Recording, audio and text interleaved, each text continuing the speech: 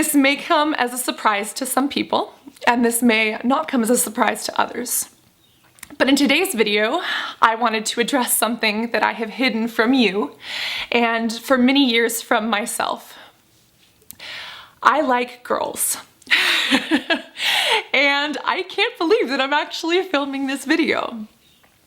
Today, I wanted to talk about something. I'm very sensitive about this topic, and talk to you about why I have kept this a secret for so long and why I'm deciding to tell you. I like girls, and that is nobody's business. So why am I coming here talking to you about this when who I love shouldn't matter? When I cleared my skin, I thought that a weight would be lifted off my shoulder. I thought that I could express myself authentically and life would be good because I had nothing left weighing me down. But the truth is, there are other things that have been weighing me down that I realized clearing my skin was the first step. There's a lot more that I have not been open about online. And when it comes to it, I choose to put myself out there online. I'm aware of that. And again, who I love is nobody's business. But at the same time, love is such a huge part of my life that if I am keeping things inside, if I am not opening up, if I am not being expressively myself, if I am not being beautiful in every sense, not only hurts you and people who watch my videos or my friends and my family, but that hurts me. And the reason that this is so emotional for me is because it's something that I've hid from myself for a very, very long time. My friends and family have known for a while, but there are some people who haven't. And due to the fear of rejection, which I wish I didn't have, I've never told you. And I guess the question is, when did I actually know? For me personally, I believe that there's a huge difference between knowing and realizing. You could argue that I knew when I was 3 years old and I was reprimanded for stealing my mom's fitness magazines. I would literally take her Shape and Self magazines and hide them under my rose blanketed bed. You could argue that I knew when I was in like the 2nd or 3rd grade and I would draw like cartoon pictures of my best friends with like boobs popping out of their shirt. And it wasn't sexual, it was just, I found these girls beautiful. And I was reprimanded for that. You could have argued that I knew when I had my first kiss with a girl, or when I had my first girlfriend and I thought that it was just a phase. You could argue that I knew when I went through an assault and I decided to stay with the man that happened with because of religious and societal pressures and boyfriends. I've had a boyfriend. That was a part of my life, which I am glad I experienced. You know, and for the longest time, that's just what people do. And you could argue that I knew when I felt it wasn't right. You could argue that I knew when I broke up with that boyfriend and started crushing on a gay male friend because he would wear dresses and he would wear high-heeled shoes and he had nice hair and he was the closest I would allow myself to get to a girl. But the moment that I really realized was after a couple of friends had pointed it out to me, and I was like, oh crap, do they know? You could argue that I really realized when I figured that this wasn't a phase and this wasn't something that no matter how hard I forced, I couldn't change. And that moment of realization was also one where I decided that even if I have these urges, it means that I don't have to act on them. And for a while that really kept me hidden inside, because again, just like not being super open with you here, dancing around pronouns, having conversations with people and not being able to talk about love, which is such a huge part of my life, feeling insecure, feeling emotional, hating myself for this. It weighs on you so much emotionally, and it becomes somebody else's business when I am not able to be authentic with you and with my friends and with the people that I care about, because I have these self-loathing feelings. And this is so crazy because it's like I would never, ever judge someone else. I don't judge other people for who they love. Yet, I hold myself to such weird standards because of how I grew up or because of what society taught me life should look like when I got older. But I've come to the point where hiding is just hurting myself. And the reason that this also took me so long to talk about publicly was because I had to go through this process.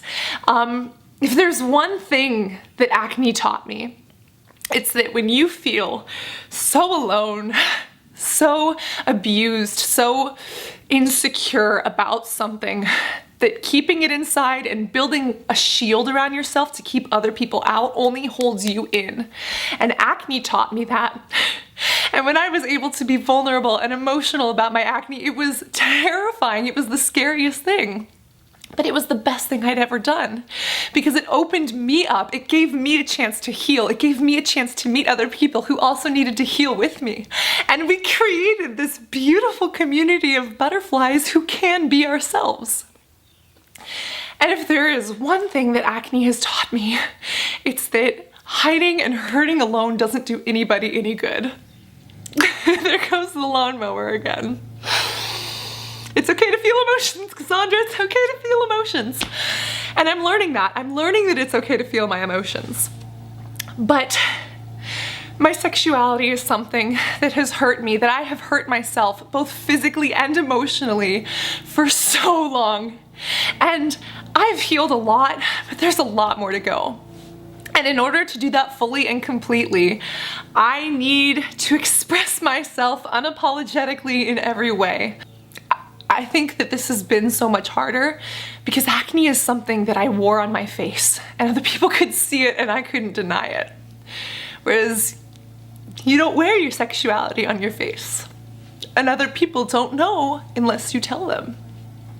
And I've come out many times over the years. Every single time I tell someone, whether it's a friend, a family member, or a stranger, you have to go through this coming out process all over again. And let me tell you, I've had a lot of practice, but it still sucks. Because you don't know how someone's gonna judge you.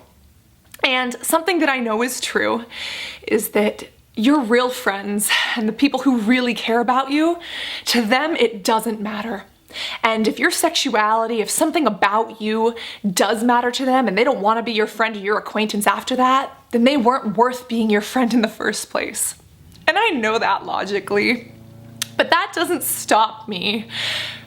It doesn't stop the pain, you know? And as a human, it doesn't stop you.